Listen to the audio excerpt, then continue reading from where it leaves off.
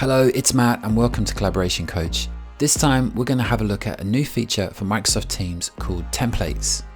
This feature is rolling out now, so you should have it or you will do very soon. So I thought now is a really good time to take a first look. With Teams templates, Microsoft provides you with a list of predefined templates for you to use when you create your team. So I'm going to show you how to use a template to create a new team and then how you can create your own custom templates. If you like this video, then please subscribe to the channel and hit the bell icon so you get notified when we post new videos, and we post twice a week. You can use templates from the Teams app, and you choose one when you create a new team. You just come to the join or create team link at the bottom left here, and then you choose create team. Now, as well as seeing the from scratch and from a group or team button, if templates is enabled, you'll see a list of templates at the bottom here as well. This list has the templates that Microsoft has created mixed in with my own custom ones. Let's look at one as an example. If I choose this manage an event template, you can see it has 7 channels and 5 apps added to it.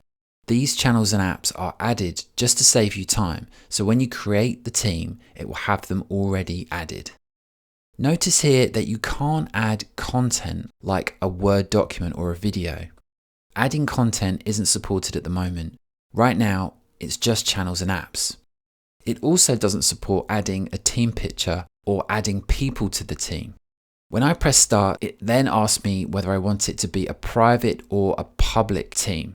Remember, private teams require owner approval for people to join, and with public teams, anyone can just join. Then you give your team a name and description and press create. I'm going to call mine company meeting. What seems to happen now is that the team is created immediately, and you can see it there in the background, but it doesn't have the channels or apps added to it yet. They are added later in the background. So you can press this close button here and carry on using Teams while the channels and apps are added. So it can take a little while to complete. I started to wonder what was going on when I tested it, but you should see a purple Teams banner pop up to tell you that it has. And then you can go in and check that all your channels and apps are there. Notice that by default, all the channels are hidden. And as the owner, you can unhide them for everyone if you want to. Just select the channel and then choose show. Also notice that when you go through the different tabs in the channels, you'll need to set them up. So for example, if you've added a website app, then you'll have to go in and actually add in the URL to the website that you want to display in that app.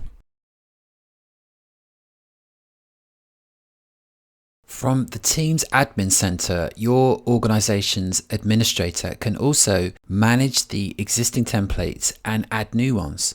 There's a Teams template section now that lists all the Microsoft created templates here.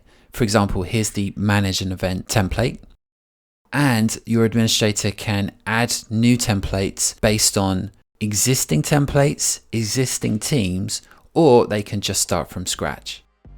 I'll create another video especially for administrators that show them how to create new templates based on each of these options. But for now, that's your first look at templates for Teams. I hope that was useful, and thanks for watching.